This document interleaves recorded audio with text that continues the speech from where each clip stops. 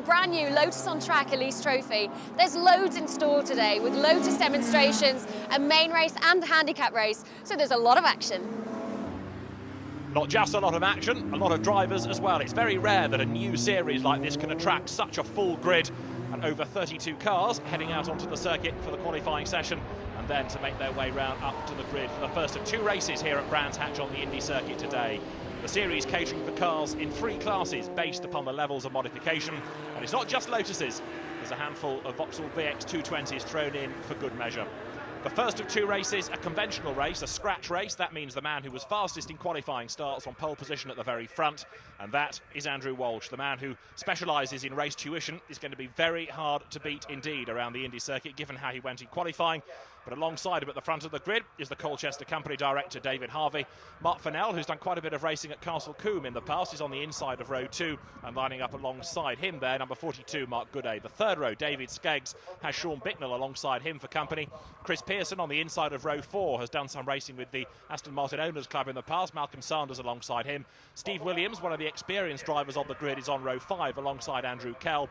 And further back, Paul Golding drives number 2. He's been the prime mover in getting this series off the ground. Paul Quinn behind him not only has raced in the past, he's won championships as well in things like the ARP Formula 3 series. He's run his own race team, and it's good to see him back on the grid as well. The final row of the grid is John Thorne and Sarah Crowder. As soon as they are in position, the green flag can be waved. That's the view from David Harvey's car on the outside of the front row of the grid. The lights in a moment will go from red to out, and away they go with a dreadful start being made by David Harvey. Everybody comes charging past him. A great start made by Mark Fennell, but I think it's going to be Andrew Walsh. It is, who leads on the run up towards paddock for the first time. Walsh leads then. Another good start being made also by the look of it by the car of David Skeggs further back, but as they power their way up towards Druids, it's Walsh in the lead, and then in fact up into second place Sean Bicknell, and he was on the third row of the grid. This series catering for, in the main, novice drivers who have done lots of track days but now want to go racing. Some of them have done racing in the past in BMWs, and a change already for second position as Mark Fennell dives up the inside there to try to find a way past Sean Bicknell, to no avail though. Bicknell hangs on to second place. Now David Harvey, after that bad start, is trying to make good. He comes up on the inside, he's going to grab fourth as they come over the line. Through in the lead though, Andrew Walsh is getting away. Great battle raging on for second and third places now. Mark Fennell just getting himself ahead of Sean Bicknell. But what, if anything, can he do about the race leader? There's Andrew Walsh turning his way around Druids, the car handler, and when he's not doing that, he specialises in race tuition. So he really is the benchmark driver here. He leads down to Graham Hill Bend. The supercharged Honda engine, Elise S1, leading the race then. Mark Fennell second in the all-yellow car. Third is Sean Bicknell, and then fourth is David Harvey. The 340R is David Harvey's car, and he really is on the move. There's Malcolm Sanders turning his way out of Clark Curve up over the start and finish line. The field getting a little bit strung out up front as Andrew Walsh is disappearing into the distance. Mark Fennell chasing after him in second place, but then the battle is building up now for third and fourth. Andrew Walsh powering his way once more up towards Druids. There's Fennell in second place. Now what's going on behind is that David Harvey has got himself this time right onto the tail there. You can see of number 19 Sean Bicknell there side by side into Druids, and that should give Harvey the place. It does. He squeezes up on the inside, grabs third position, but Sean Bicknell tucking in behind him as they drop down towards Graham Hill Bend once again. He has a look on the inside, can't find a way through there, but Sean Bicknell leading his class. The three ahead of him are in Class C for the quicker, more modified cars, but Sean Bicknell at the moment is top dog in Class B. On board with David Skeggs, the youngest man on the grid at 23, the television broadcast engineer, accelerating his way now through Clark Curve. Ahead of him is Steve Williams, one of the more experienced drivers in this race, and now look, Skeggs has a look on the inside at paddock. Is he going to be able to squeeze through? They overlap as they head to the braking area, turn their way through the corner. Who comes out in front? Both of them, because they're still side by side, look, going up towards Druids. Now Skeggs goes through, and this is Steve Williams' view. David Skeggs ahead of him, novice cross on the back of the car. He's got some experience of karting. He's put a good move there on Steve Williams as they come down towards Graham Hill Bend now. Accelerating along Cooper Straight there, going through is number 33, accelerating his way through paddock, Michael Edwards, the man from Hayes.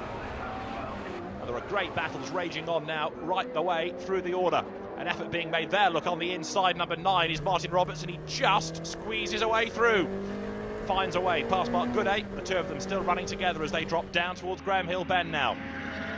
It's been a huge success story so far this weekend, the Lotus on Track Elise Trophy. A real mixture of drivers of differing levels of experience. everybody enjoyed themselves. The Brands Hatch Indy Circuit giving great racing. It's also a great place for spectators to come to be. Number 4 there, turning his way, Nigel Goater, out of Graham Hill Bend along Cooper Straight. Behind him is David Rowett, the ex-Formula First racer. There is, oh, very smoky David Rowett all of a sudden.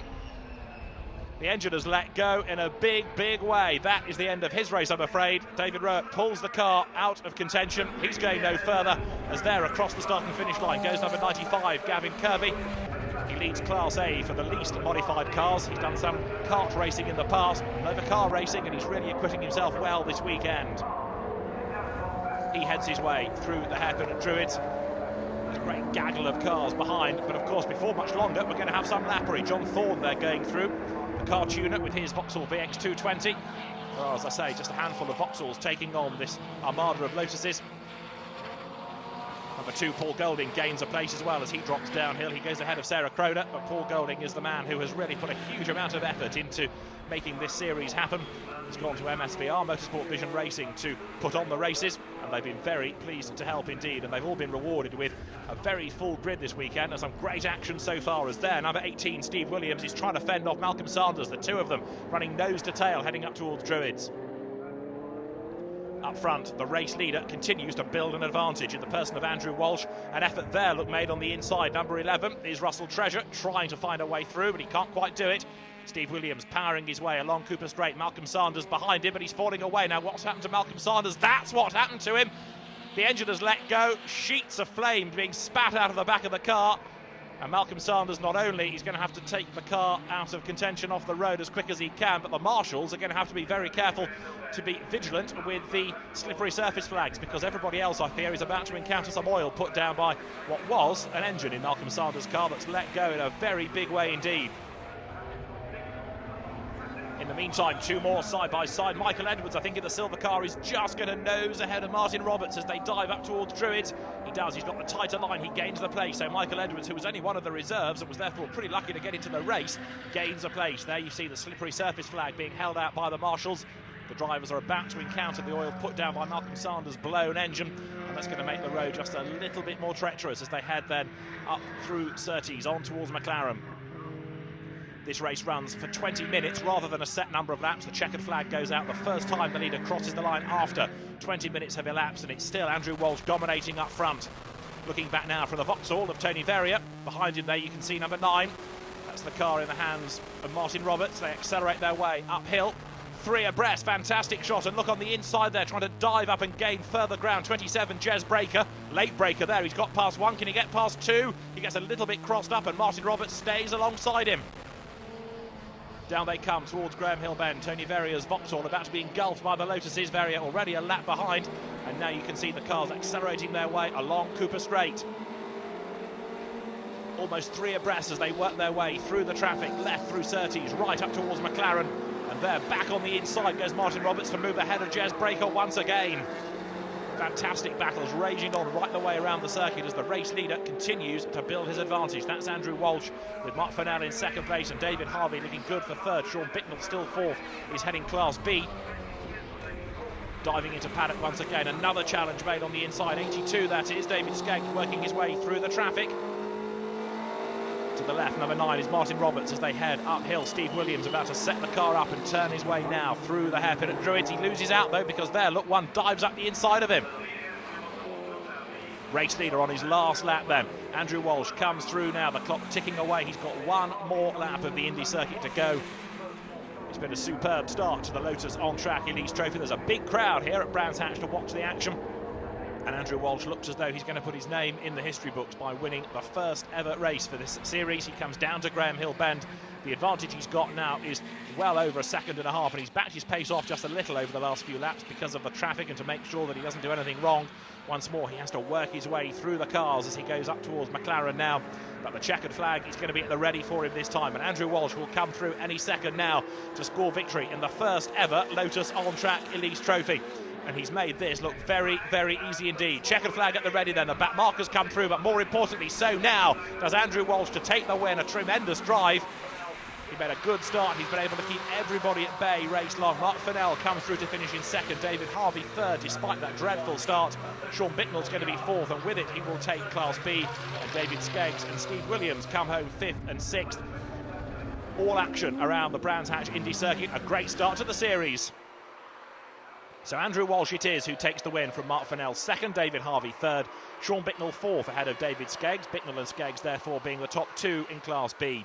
Steve Williams comes home sixth ahead of Andrew Kell. Nick Kay, one of the other experienced racers, fends off Russell Treasure for eighth, with Gavin Kirby, the Class A winner, in 10th place. And there's confirmation of the three class winners, Gavin Kirby, Sean Bicknell and Andrew Walsh at the end of the first race. Well done to you. How was the race? It was excellent. The start was a little bit slow, and this lot started ganging up around me as they always do. But then they let me get into the front of paddock, and from then on it was relying on the back markers to be nice and courteous, which nearly all of them did. It's quite interesting down here on the oil. Absolutely. That was, I thought, I'm going off here. Fennell was coming up behind. I thought, ooh, this is going to be a bit close, but he went sideways as well, so that was fine.